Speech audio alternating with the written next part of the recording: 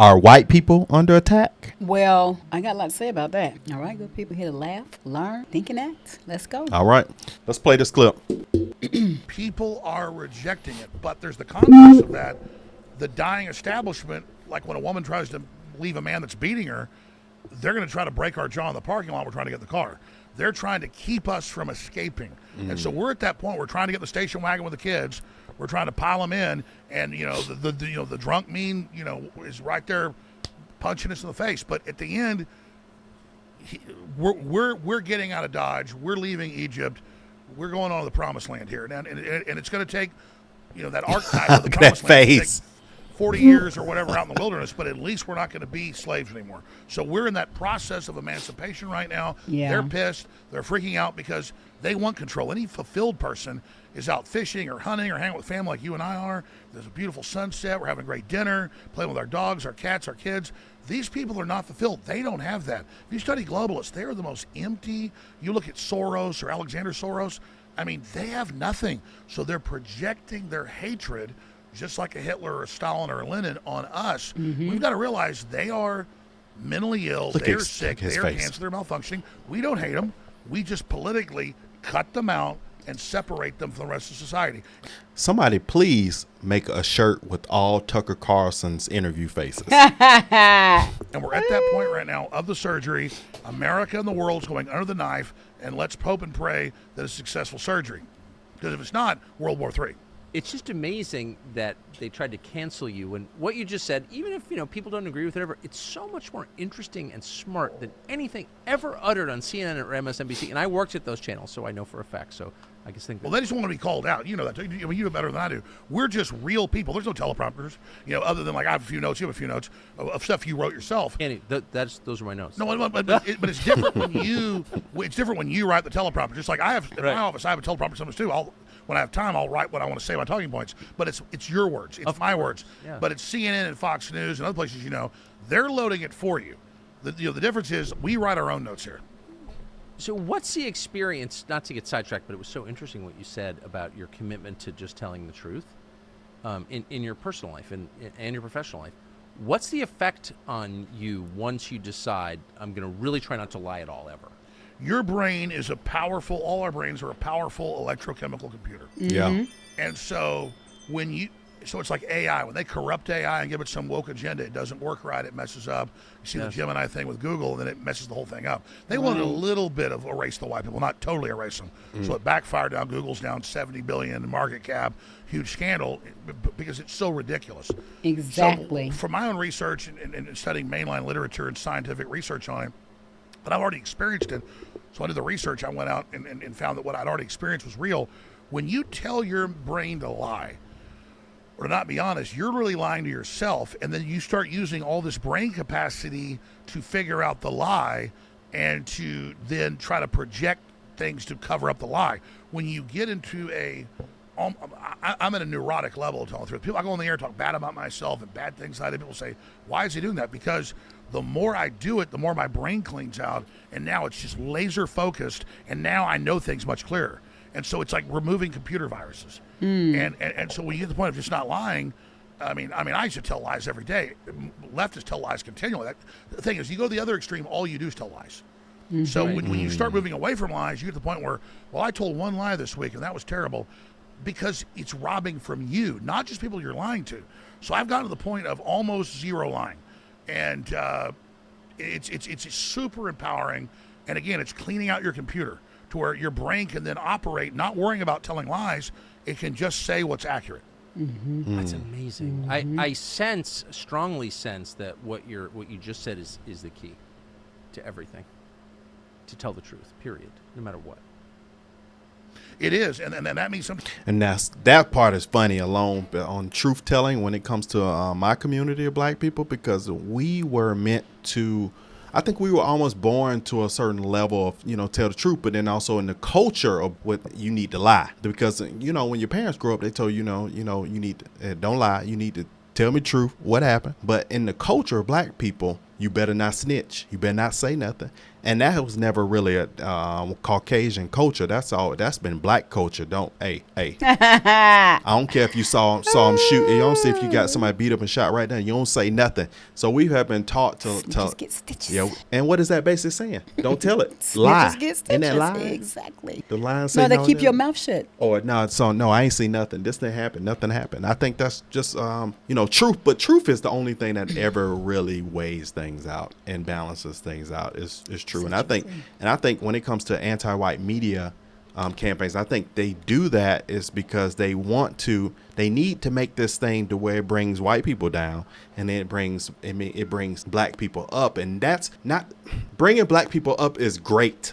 But bringing black people up and when they doing wrong and just bringing them up because we're in that season where we have to make black people look glorified in the negative. Now bring black people up when they do glorious things and great things, but because it has something to do with your ancestors. That's what really gets me. Yeah, they want to tie thing back. The retribution type of thing when it comes to them, breaking the law or doing something that's, not all the way right. No, I don't agree. No. Yeah, I feel you. Yeah.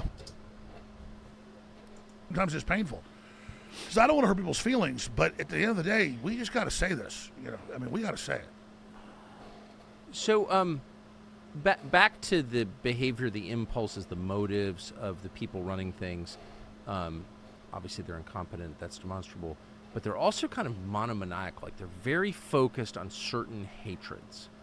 And just judging by what they say, their main hatred is for white people who are the majority of the country. They talk about it constantly. They've set up a whole regime to punish white people on the basis of their skin color. You're not allowed to mention it. You're the racist. Okay, got it. But I don't think I've ever seen it on clearer display than in a now sort of famous MSNBC segment from last week. I hate to even play their I bet you it's Joy Reid. This is just so amazing. Bet you Joy Reid. Why are white rural voters a threat to democracy at this point? You would think, as we pointed out, looking at Joe Biden's background and Donald Trump's, that the opposite would be true.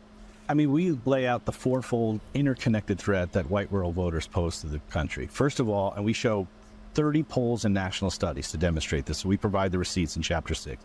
They're the most racist, xenophobic, anti-immigrant, and anti-gay geodemographic group in the country. Second, they're the most conspiracist group. QAnon support and subscribers, election denialism, COVID denialism, and scientific skepticism, Obama birtherism. Third, anti-democratic sentiments. They don't believe in an independent press, free speech. They're most likely to say the president should be able to act unilaterally without any checks from Congress or the courts or their bureaucracy. They're also the most strongly white nationalist and white Christian nationalists. And fourth, they are most likely to excuse or justify violence.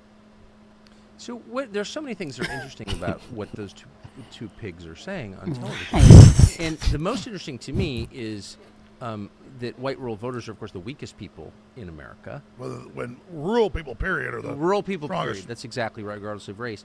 But that none of the supposed crimes that... Yeah, I totally disagree with them. That, I mean, you might have a small niche group of people that might have that fit all those check boxes of what was said. But I'm from Georgia. I'm from my family was raised in South Georgia, and though it's rural white people, and it was always love. People, the black and white people in South Georgia really got along. It wasn't that kind of thinking, and then it was everybody kind of on the same kind of page more so than anything, so I don't know who these guys are, but I'm sure they 100% a part of the woke movement. And I want to know, what are they using as a source? What pieces of information have they gathered this from that you're so-called getting your receipts? Please, because I haven't heard of anything like this. I haven't seen a video. I haven't read anything. So please tell me the sources so I can go and fact check. And as a matter of fact, I'm going to do that anyway. I haven't heard this. Exactly. That's crazy. It's very crazy. That he mentioned, whether they're true or not, are crimes of action. They're all thought crimes. And so they're the most dangerous people in the country, not because they're killing others or embezzling money or getting rich through the carried interest loophole or starting wars, pushing people in front of subway trains. They're the most dangerous because they have thoughts that those two pigs don't like. It's so interesting. Well, this is the whole key. And, of course, what you played, as I know you're a news hound like I am, is just emblematic of all of it. That is the Carnegie Foundation. That's the CIA. That's the liberation theology at the universities. They know the world's 93% not white. So they think, well, we'll control these people who are exploiting by making all their ills about rural white people in America. But if you go to rural areas, I don't care if you're black, Hispanic, white, people are all basically populist. They're conservative. They know what's going on. That's what I just said. They're not stupid. Right. And They haven't done anything to anybody. That's the remarkable they're the lowest thing. crime. There's not, let me tell you, in South Georgia, and I'm sure this for most rural places, everybody has an understanding. It don't be on no racist stuff. Everybody is more that is true. When you start getting rural, man, black and white are conservative. You know, they're not having no issues. They all hang together to a degree. There are some separations, but it's the mindset is never like those guys. I ain't never seen that in South Georgia, not South GA. I've never seen it. Never seen nobody talking like that ever. I'm right. Well, yeah, like what's their crime? Well, their attitudes are bad. Like they will kill people for having the wrong attitudes. I mean, that's what they're saying. And that's what it comes down to. If you remember in June of 2001, when Biden had just stolen the election, in my view, and gotten into power, he put out that national anti-terrorism perspective, national directive, and he said white supremacism is the number one threat. Then he defined white supremacism as questioning lockdowns or open borders or forced shots. And so it's real simple. That MSNBC talking point from 10 years ago that all Republicans are racist, they're trying to codify it into law and then define racist as anyone that doesn't want to give up their cows or their farm or be a slave. So what they're threatened by is self-sufficient people, because it's a military takeover by the left and by the WHO. And we talked about this when I was on 3 or 4 months ago on your show out of Maine. They are literally understanding we've got the cities, we're about to take the dollar, we're collapsing the border. See. Who is the opposition? They're already lasing the target that it's the rural people. Remember I said next it's get the rurals, they're the enemy. And now that talking point is everywhere. I probably saw that clip 30 times the last week, 50 times the last month. And that's their next target, just like when Lenin and Trotsky and Stalin took over just Moscow and a few cities, took them 5 years to take over Russia. Who was the target? The farmers. The kulaks. Because they produce the food. And if you get them, now you've got everybody. So they're doing as you did a few weeks ago with that incredible lady, a Maoist/Stalinist Lenin playbook because it works. And so this is happening. This isn't a question. This is going down. Okay. Wow. So that's interesting. He said the white rural Are supposed to be families the enemy. are going to be the next on the target list. You remember when black people were on the target list, and when they were the targets? Now they're targeting white rural people. This is crazy. And I've noticed, have you ever noticed, anytime you target a group, there's always a particular agenda on why you're targeting that group. Yeah. When they were targeting black people, that was to increase the jails, to make you look bad because it increased security. It bumped up all these things if you target black people. Now you're targeting white people. Now they're saying, okay, we're going after these people are the producers of the food, the farm. So let's go after them. And then at the end, which I believe that's how you can get your cricket protein and your bug protein back in full effect. Yeah. So I target the just farmers. Can't stand it. Can we all just get them? I mean, seriously, it's like, what is the issue? But it's I know, beings. And it's an agenda. Human beings. That's going to Beautiful drive creation, bad creation. Chaos and a certain mindset that's going to be for their gain, for whatever they're trying to do. Yeah, I don't dig that at all. Yeah, the whole interview was just really, really good. Yeah. Yeah. And I want to look up who those guys were that interviewed that saying, because it looks crazy when you see, based on when I saw them talking, it just don't make sense. I bet you look those people up. I bet you they're so woke.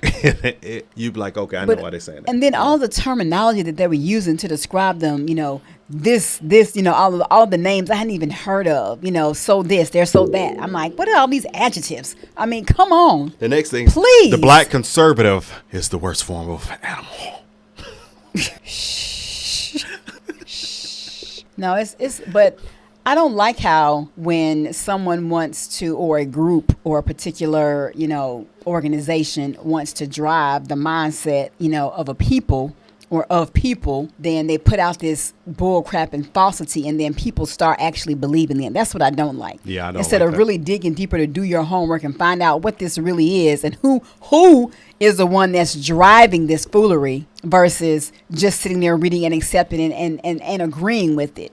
You're going to have your small niche of people that aren't good in every race. And what you do is you take your small niche, you blow it up and make it look like everybody thing like that. Because And that's the next what they thing. do. That's the next thing. If you make that small group the rule people, and then you're going to say the next is all white people. Because that's how they did with black people. You get the smaller bad ones and then bad apples. And then you make it everybody looking at people looking crazy. That Right. have none of that intention and aren't on that. So that's how man does, and that's how the media does when they need to paint a certain picture because Yep. there's a lot going behind that. Exactly. All right, man. 2024, be more. 2024, be more. Talk less. We'll see on it. What was that? I was like, talk more, do less what? Talk more, do less. It's just like, y'all like my teeth. Live, love, learn, limbo. All right, y'all, man. Peace.